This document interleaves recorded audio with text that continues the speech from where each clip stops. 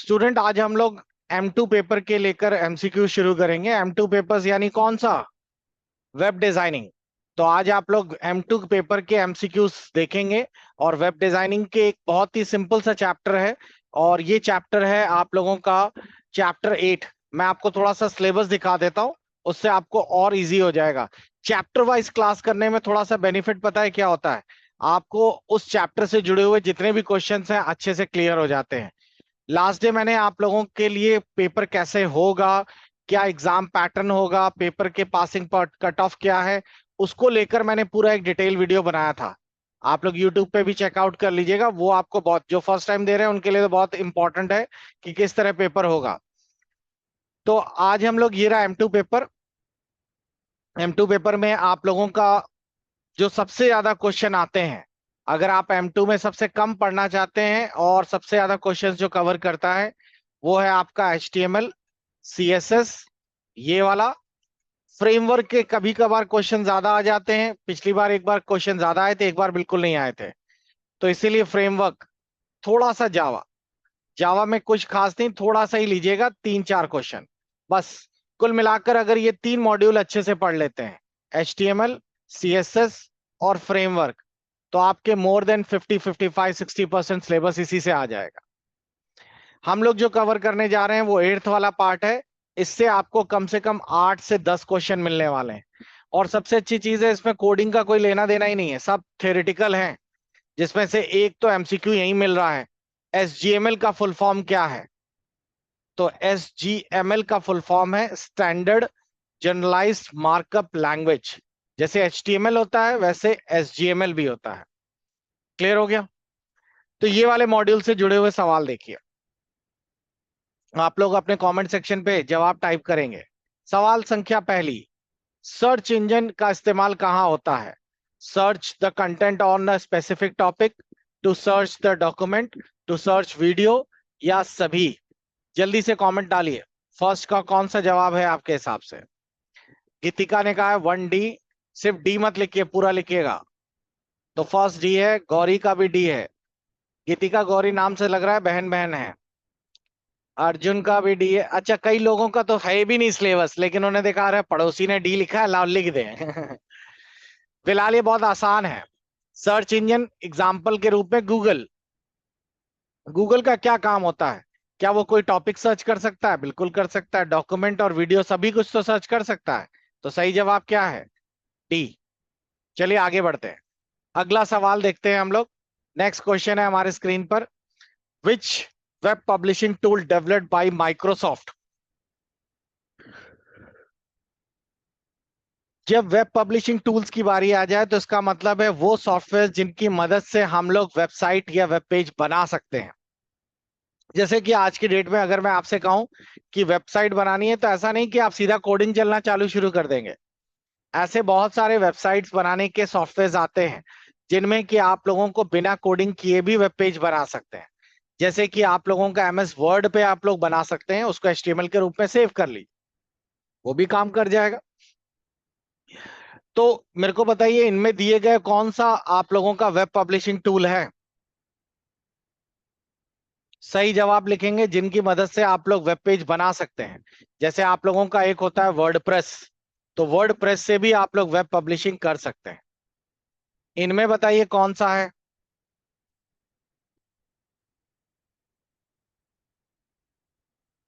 देखिए, मैंने आपको लास्ट डे भी बताया था कि O लेवल में कोई नेगेटिव मार्किंग नहीं होती है, तो आपको जवाब देना होता है। यानी कि खाली कुछ मत छोड़िएगा, कुछ भी लगा के तो जरूर आइए। 25% चांस सही होने के है ना, तो इसीलिए तो कुछ भी लगाइए जरूर। ठीक।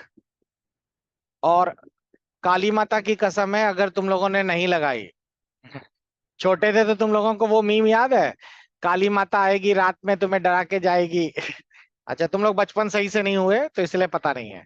फिलहाल आपको बता दें, कुछ बच्चों ने तुक्का लगाया है, लेकिन इसका सही जवाब है माइक्रोसॉफ्ट का एक टूल आता है जिसे कहते हैं front page. Microsoft front page, MS front page के नाम से आता है, जिससे आप लोग वेब पेज बना सकते हो। ये बहुत हद तक वर्ड की तरह दिखता है। अगला है, एप्लेट क्या होते हैं बच्चों? बहुत इंपॉर्टेंट सवाल है, कई बार आया है, ध्यान से पढ़िए। एप्लेट जो है वो पिक्चर डिस्प्ले ऑन, जो पिक्चर आप लोग वेब पेज में लगाते हैं, क्या वो एप्लेट की मदद से लगाते हैं? HTML में जो टैग होते हैं, क्या सिक्योरिटी प्रोटोकॉल है एप्लेट, या प्रोग्राम है जो एम्बल्ड होता है अदर एप्लीकेशन में? कोई तो कुछ बताएगा थर्ड का। अच्छा, मैं आपको बता देता हूं, आप लोगों ने इस बार ओ लेवल का प्रैक्टिकल एग्जाम तो दिया है ना सबने? तो जब प्रैक्टिकल एग्जाम आप लोगों ने दिया होगा तब आप लोगों ने एप्लेट देखा होगा। कैसे? जब आप लोगों ने प्रैक्टिकल एग्जाम दिया होगा तो आपने देखा होगा ओ लेवल के प्रैक्टिकल एग्जाम में ऊपर क्वेश्चन आता है, कहीं कहीं पे लेफ्ट में क्वेश्चन आ जाता है, और राइट के बॉक्स में इस पर आपको कोडिंग करनी होती है। इसका आउटपुट भी साइड में दिख रहा होता है। तो आप लोग इतने से ये जो बॉक्स है आप लोगों का, ये बॉक्स क्या काम करता है? आप लोग इसमें देखा होगा सबलाइन की तरह काम कर लेता है। हम लोग क्या करते थे, सबलाइन सॉफ्टवेयर ओपन करते थे, उसमें कोडिंग करते थे। लेकिन आप लोगों ने देखा होगा कि बहुत सारे ऐसे सॉफ्टवेयर प्रोग्राम भी हैं जिनमें साइड में ही कोडिंग हो जाती है, उसका आउट भी आ जाता है। आपके सिलेबस में W3 स्कूल है फ्रेमवर्क में। तो जब आप W3 स्कूल पढ़ रहे होंगे तो आप लोगों को, जैसे कि आप लोगों ने W3 स्कूल खोला, तो आप लोगों ने देखा होगा कि अगर मैं यहां से बोलता हूं कि आपको कलर्स अप्लाई करने हैं, तो आप लोग दिखाई दे रहा होगा कि कलर्स के लिए यहां पर एक छोटा सा ट्राई करने का ऑप्शन है। आप यहां पर कुछ भी डालिए, वो ऑटोमेटिकली उसका आउटपुट में आ जाएगा। तो ये जो हिस्सा है जहां पर आप लोग कोडिंग कर रहे हैं, ये बेसिकली एक छोटा सा एप्लेट है। हम लोगों ने कोई दूसरा सॉफ्टवेयर इस पे एम्बल्ड कर दिया। देखिए मैं यहाँ पर रेड लिख देता हूं और रन करता हूं, रेड हो गया ना ये। तो ये एप्लेट है जो आपका काम कर रहा है। तो इसी को हम लोग एप्लेट कहते हैं। तो एप्लेट क्या है? एप्लेट एक प्रोग्राम है जो किसी अदर प्रोग्राम के अंदर एम्बल्ड हो जाता है, दूसरे प्रोग्राम के अंदर जुड़ जाता है। आगे सभी को समझ में? अगला सवाल, विच protocol support the Android browser? Android के ब्राउजर में कौन सा प्रोटोकॉल यानी नियम इस्तेमाल होता है? HTTP जो है ये तो वेब ब्राउजर के लिए होता है। RM, RTMP, FTPS और HLS। तो बताइए कौन सा ब्राउजर प्रोटोकॉल यूज होता है एंड्रॉयड में? जल्दी से बताइए। तुक्का भी लगा सकते हैं आप लोग, तुक्का लगाने की हो रही है। कौन सा ब्राउजर का इस्तेमाल हम लोग प्रोटोकॉल्स के लिए यूज कर सकते हैं? रोशनी ने C बताया है, और गौरी ने B बताया, गीतिका ने भी B बताया है। तो HTTPS जो होता है, हाइपर टेक्स्ट ट्रांसफर प्रोटोकॉल, वो वेबसाइट या वेब ब्राउजिंग के लिए यूज होता है, एंड्रॉइड ब्राउजर नहीं यूज करता। एंड्रॉइड ब्राउजर के लिए बनाया गया है HLS। HLS प्रोटोकॉल का इस्तेमाल किया जाता है एंड्रॉइड ब्राउजिंग के लिए। ठीक। प्रोटोकॉल क्या होते हैं ये भी बता दें। जैसे आप लोग मान लीजिए कि आपके पास एक एंड्रॉइड का फोन है, ठीक है, एंड्रॉइड फोन है आपके पास। एक आपके घर में iOS भी है, ठीक है, यानी एप्पल फोन भी है और एंड्रॉइड का भी फोन है। क्या आप एंड्रॉइड के चार्जर को एप्पल के चार्जर में लगा सकते हैं, या एप्पल का चार्जर एंड्रॉइड में लगा सकते हैं? नहीं। उसी तरह एप्पल में अगर आपने कोई चीज डाउनलोड की और उसको एंड्रॉइड में आप लोग ऐप को इंस्टॉल, जैसे यहाँ प्ले स्टोर से चलता है, तो क्या प्ले स्टोर वाले ऐप iOS में चलते हैं? नहीं। कारण ये क्योंकि दोनों के अंदर अलग अलग रूल्स चलते हैं, दोनों का प्रोटोकॉल्स अलग है। आया समझ में? तो यही प्रोटोकॉल होता है। तो प्रोटोकॉल का मतलब होता है सेट ऑफ रूल्स जिनकी मदद से, लेकिन एंड्रॉइड टू एंड्रॉइड बड़ी जल्दी कनेक्ट हो जाता है क्योंकि दोनों में सेम प्रोटोकॉल्स है। तो प्रोटोकॉल का मतलब समझ आ गया। अगला, वेब ब्राउजर किसका एग्जाम्पल है? क्लाइंट, सर्वर, एजेंट या सभी का? बताइए। वेब ब्राउजर किसका एग्जाम्पल है?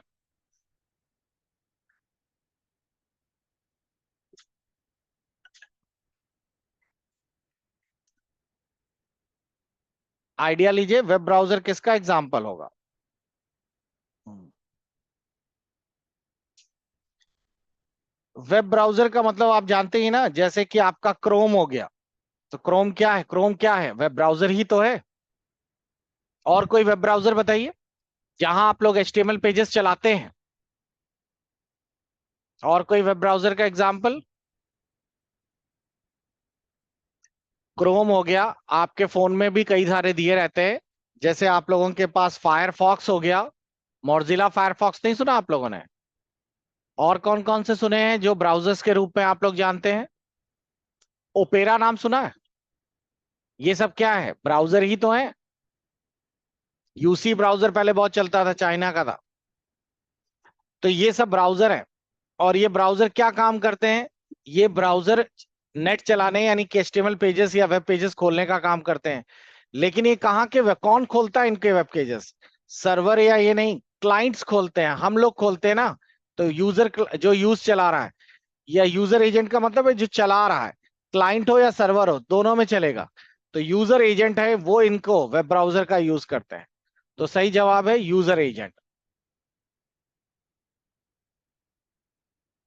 अगला, वो who do you we access using the world wide web? Who do we access using the world wide web? World wide web कैसे हम लोग एक्सेस कर सकते हैं? अभी भी तो मैंने बताया। वर्ल्ड वाइड वेब के लिए हमारे पास क्या होना चाहिए?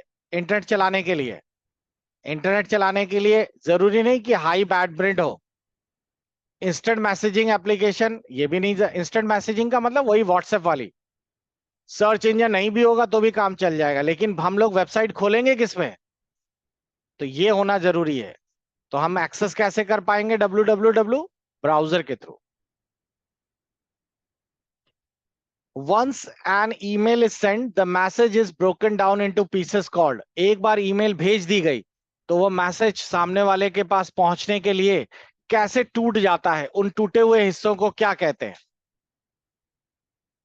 जैसे कि आप लोगों ने एक कंप्यूटर से ईमेल बनाई, PC1। ये दूसरा कंप्यूटर है जो कहीं और है। यहां से आपने ईमेल भेजी, ईमेल यहां पहुंची। क्या आपने जो ईमेल भेजी, मान लो 2 MB की ईमेल है, तो क्या पूरी की पूरी 2 MB की इकट्ठे यहां पहुंच जाएगी? नहीं। ये ईमेल्स जो है, ये छोटे छोटे टुकड़ों में बट जाती है। 1 बाइट, 5 बाइट, 3 बाइट, इस तरीके का। और ये जो टुकड़े हैं, ये टुकड़े यहां पहुंचते हैं और क्रम से लगते हैं। इन टुकड़ों को हम लोग क्या कहते हैं? पैकेट्स। तो ये पैकेट्स में टूट जाता है। ईमेल हो या कोई भी डेटा एक से दूसरी जगह इंटरनेट पे जाता है तो छोटे छोटे पैकेट्स में टूटता है, और फिर वो पैकेट वहां जाके दोबारा सिंक होते हैं।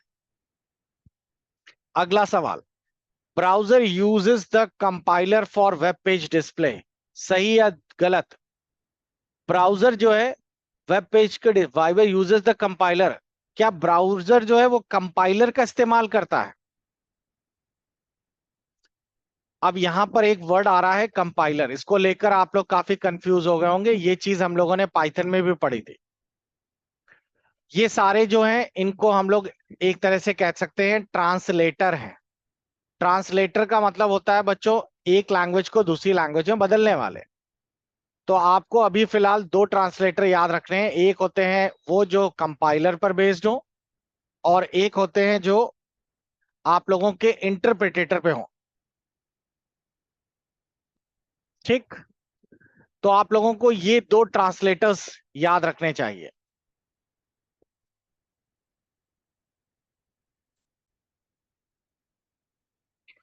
तो स्टूडेंट्स, ट्रांसलेटर में हमारे पास दो प्रकार के ट्रांसलेटर्स हैं, एक है कंपाइलर और एक इंटरप्रेटेटर है।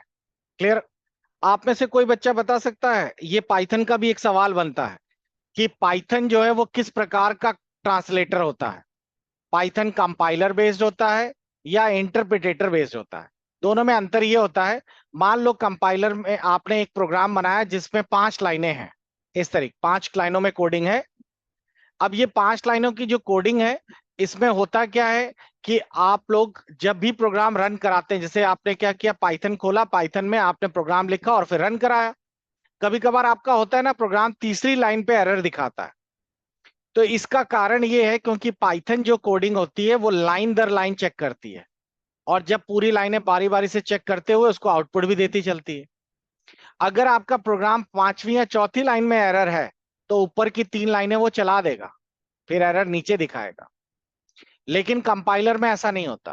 कंपाइलर में आपका प्रोग्राम अगर 5 लाइनों का है तो अगर पूरा ऊपर से नीचे तक वो पहले पढ़ लेता है, जहां भी कहीं एरर है वो वहीं रुक जाएगा, रन ही नहीं होने देगा जब तक कि सारी लाइनें सही ना हो जाए। तो दोनों में अंतर समझ आ गया। इंटरप्रिटेटर लाइन दर लाइन रन करता है, जबकि कंपाइलर पूरा प्रोग्राम एक बार पढ़ने के बाद ही रन करता है। इसीलिए कंपाइलर फास्ट काम करता है, क्योंकि एक बार पूरी एरर चेक कर ली तो जल्दी हो जाता है। लेकिन कंपाइलर में एरर ढूंढना मुश्किल होती है, पता नहीं कौन सी लाइन में हो। अब आपको यहाँ कंफ्यूजन इसलिए कर दिया है इसमें कि यहाँ बोला गया ब्राउजर कौन सा यूज किया जाएगा। जो ब्राउजर यूज किया जाता है वो कंपाइलर यूज करता है। तो आपको बता दें, HTML या वेब पेज जो है वो कंपाइलर और इस पर बेस्ड ही नहीं होते, ये स्क्रिप्टिंग लैंग्वेज है। तो आप देखते होंगे कभी कभार आपके ब्राउजर में एरर होती है, उसके बावजूद वो चल जाता है। क्लियर? तो इसीलिए इसका जवाब फॉल्स होगा। आगे बढ़ते हैं क्वेश्चन नंबर 9 में। अगला बताइए, ASP pages are active web page, सही या गलत? जल्दी से आंसर्स लिखिए। ASP pages are active web pages. ASP का फुल फॉर्म से ही आपको पता चल जाएगा। अच्छा, एक्टिव का मतलब पहले समझिए। जैसे आप लोग फेसबुक या ट्विटर चलाते हैं, ठीक? अब अगर आप लोगों ने आज अगर फेसबुक खोला, आप 1 घंटे बाद खोलेंगे, तो क्या वो फेसबुक का पेज वही दिखाएगा 1 घंटे बाद भी जो पहले था, या चेंज हो चुका होगा? अब जैसे आप इंस्टीट्यूट की वेबसाइट खोलते हैं, ठीक है, मैं यहां पर इंस्टीट्यूट की वेबसाइट खोल देता हूं। ये रही, ये वेबसाइट खुल गई। आप इसे 1 दिन बाद चलाएंगे तो क्या वेबसाइट बदल गई होगी? ये तो वही रहेगी, क्योंकि ये स्टैटिक है। स्टैटिक का मतलब होता है इसमें कोई चेंजेस नहीं है जब तक कि कोडिंग में ना चेंज करें। ये अपने आप चेंज नहीं होते हैं। लेकिन इंस्टा पे या फेसबुक में ऐसा नहीं होता ना, वो डायनेमिक पर बेस्ड होती है। और डायनेमिक का मतलब है वो यूजर के इनपुट के अकॉर्डिंगली चेंज हो जाते हैं। इसी बीच अगर यूजर ने मान लो कहीं शूज का ऐड देखा, तो उसमें आपको शूज दिखाने लगता है। इसी को हम लोग कहते हैं ASP। और ASP का मतलब है एक्टिव सर्वर पेजेस। तो ये सर्वर पेजेस पर बेस्ड होते हैं, सही है। एक्टिव वेब पेजेस लिखा है लेकिन पूरा नाम एक्टिव सर्वर पेजेस है। Web browser is also known as web client. जो वेब ब्राउजर होता है क्या वो वेब क्लाइंट भी हो सकता है? सही या गलत जल्दी से कमेंट डालिए। 10th का आंसर डालिए बच्चों। वेब ब्राउजर को हम लोग वेब क्लाइंट्स भी कह सकते हैं।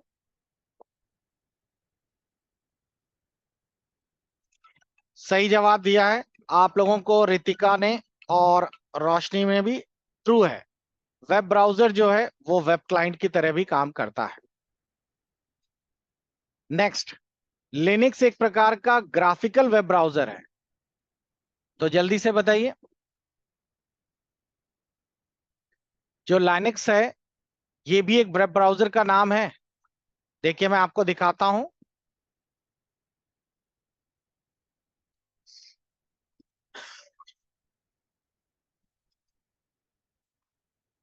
देखिए ये रहा। तो अगर आप लोग देखें और आपको लगे कि क्या ये भी एक वेब ब्राउजर है जो कि आपका ग्राफिकल है, ग्राफिकल का मतलब जैसे गूगल क्रोम चलता है, तो इसमें लिखकर क्या आ रहा है कि ये customize text based web browser है। टेक्स्ट बेस्ड वेब ब्राउजर यानी ये ऐसा दिखेगा। ये अब तो यूज ही नहीं होते। आजकल कोई इस तरह की वेब ब्राउजिंग करना पसंद करेगा? वो तो बोलेगा हमें फोटो वोटो गाने वीडियो सब दिखने चाहिए। अगर आपका वेब ब्राउजर गूगल ऐसा होता काला काला और उस पर इस तरह के आते तो आपके लिए बेकार था, आप उसे इंटरेस्ट नहीं लेते। लेकिन शुरुआत ऐसे ही हुई थी। तो लाइनक्स जो वेब ब्राउजर है ये कैसा है? ग्राफिकल नहीं, टेक्स्ट बेस्ड है। तो ये क्या हो गया? गलत। WYSIWYG क्या फुल फॉर्म क्या है बताएंगे?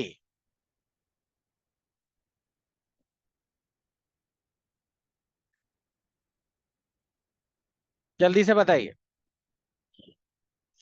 सही जवाब है what you see is what you get. जो आप देखोगे वही आप पाओगे।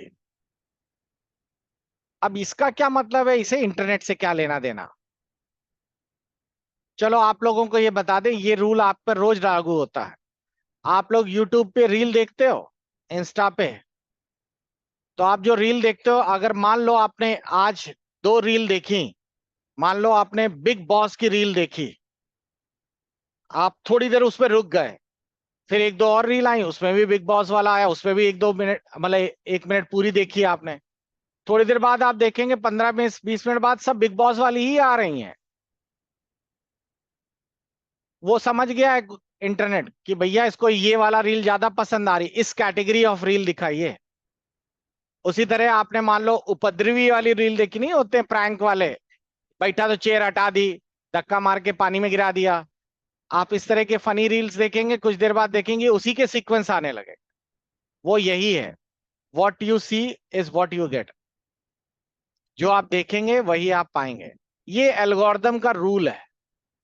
सामने वाले को अगर इंटरेस्ट आ रहा है हंसी मजाक देखने में, तो आप उसे काहे पॉलिटिक्स और क्रिप्टो करेंसी के बारे में दिखाएं, आप वही दिखाइए।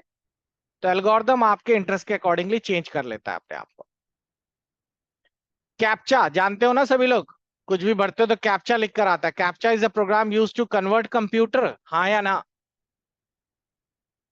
पहले मुझे बताओ कैप्चा क्यों दे दिया जाता है? आप कोई भी जीमेल भरो, कोई भी फॉर्म भरो, हर जगह कैप्चा लिखकर आ जाता है। उसका क्या काम है, क्यों कैप्चा लिखा हुआ है? उसे भरने से क्या सुख मिल जाता है? अरे कैप्चा देखा है ना सभी ने, आड़ी तिरछी लाइनें, 1 A B C उल्टा पटांग लिखा रहता है, तो उसे क्यों भरवाया जाता है? कभी सोचा तुम लोगों ने? बस भर दिया हमने। तुम भोले हो, तुमने कैप्चा नहीं देखा, बताओ। अरे कोई भी बैंक की वेबसाइट खोल लो, जैसे आपने SBI बैंक की खोली, तो या वेबसाइट के अंदर आप लोग यूजर नेम लॉगिन डालोगे, तो देखो ये लिख कर नहीं आ रहा ये, तो ये क्या है? यही तो है कैप्चा। तो ये कैप्चा क्यों लिखवाया जाता है, कभी सोचा? बताओ।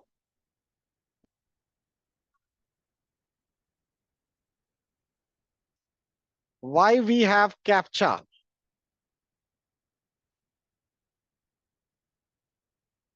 देखो, ये एक प्रकार का प्रोटेक्शन है जो कि वेबसाइट में स्पैम और अदर अटैक से बताता है, और ये पता करने के लिए कि सामने वाला इंसान है या बॉट है।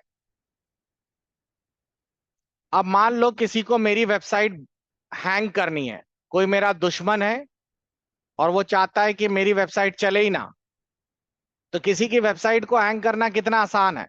उसकी वेबसाइट खोलो, आपने वेबसाइट खोली, और वेबसाइट जैसे बैंक की खोली, और इस वेबसाइट के अंतर्गत आप लोगों ने, ये कैप्चा नहीं है, तो आप लोगों ने एक वेबसाइट खोली और उस पर ऊट पटांग लॉगिन करना चालू कर दिया। तो यहां पर एक आदमी वेबसाइट चला रहा है। आप खुद तो 100 50 चला सकते हैं, लेकिन 1 लाख वेबसाइट आप खोल के नहीं चला सकते ना। आपने ये काम बॉट को दे दिया। बॉट का मतलब होता है रोबोट, जो कंप्यूटर का है, वेब का रोबोट है, उसे बॉट कहते हैं। और आपने उसको दे दिया, एक कोडिंग डाल दी कि ये वेबसाइट खोलो और उसमें ऊट पटांग एंट्रियां चलाते रहो। ठीक, जैसे आपने मेरी वेबसाइट खोली, और आपने जैसे ही मेरी वेबसाइट खोली, यहाँ पे लॉगिन करना शुरू किया, तो आपको लॉगिन करने लगे आप लोग। आपने एक लॉगिन किया, दो लॉगिन किया, बेसिकली मेरी वेबसाइट पे ट्रैफिक आ गया ना। जो सर्वर में मेरा वेब पेज है, तो उसमें एक आदमी, 5 आदमी, 50 आदमी काम कर रहे हैं। ठीक, अब जैसे मेरे को निलिट की वेबसाइट खोल ली मैंने। अब निलिट की वेबसाइट पे जब मैं लॉगिन करता हूं, तो यहाँ दिखा रहा है ना कि 35 लोग लॉगिन हैं। अब मेरे को मजा लेना है, अगर ये कैप्चा ना हो, तो मैंने यहाँ पे क्या किया, बॉट का एक कोडिंग की और इसको मैक्रो में लगा के रन करा दिया। तो कंप्यूटर तो बैठ के दनादन दनादन लॉगिन किए जा रहा है उठपटांग नंबरों से। यहाँ तो सर्वर हैंग हो जाएगा ना इनका। उनको 35 की जगह, यहाँ 35, मान लो 35 की जगह 3 लाख यूजर लॉगिन हो गए। लॉगिन कोई नहीं कर पा रहा, लेकिन 3 लाख लोग हो गए, तो क्या हो जाएगा, ये साइड बैठ जाएगी। ठीक है, तो जानबूझ के कैप्चा दिया जाता है। कैप्चा इसलिए दिया जाता है ताकि, क्योंकि रोबोट कैप्चा तो हर बार बदल रहा है ना, ये तो रैंडमली आ रहा है ना।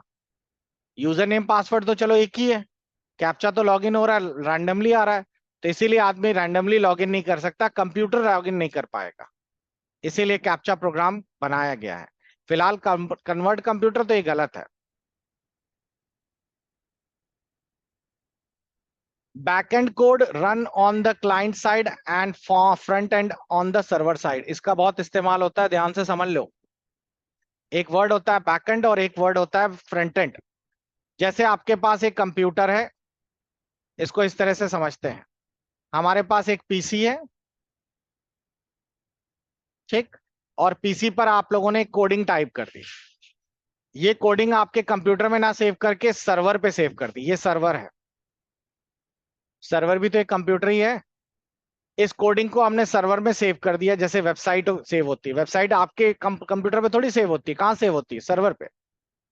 अब किसी भी एबीसीडी कंप्यूटर को लिंक करना है तो वो सर्वर को कनेक्ट करेगा और यहां से वेब पेज ले लेगा। तो जो कोडिंग हम अपने कंप्यूटर पे बनाते हैं, इसे हम लोग क्या कहते हैं? Front end. हमारे को सामने दिखती है। और जो सर्वर में बैकएंड चल रहा होता है, बैकएंड का मतलब होता है पीछे, वो हमें नहीं दिखता। यूजर किसको चलाता है? बैकएंड को चलाता है या सर फ्रंट एंड को चलाता है? यूजर फ्रंट एंड को चलाता है, बैकएंड सर्वर पे पड़ा होता है, ताकि यहां पर जो भी एंट्री हो जाकर बैकएंड पे सेव हो जाए। तो बैकएंड में कोडिंग चलती रहती है बैकग्राउंड में। आया समझ में? तो आप जब कोडिंग करना सीखेंगे तो सर्वर की कोडिंग अलग होगी, फ्रंट एंड की कोडिंग अलग होगी। दोनों की अलग अलग कोडिंग होती है, ठीक है।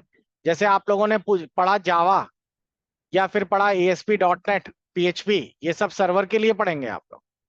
फ्रंट एंड में तो CSS HTML पढ़ लिया। अब यूजर ने, यहां पर आप लोग क्या करते हैं? फॉर्म बनाते हैं, फॉर्म टैग।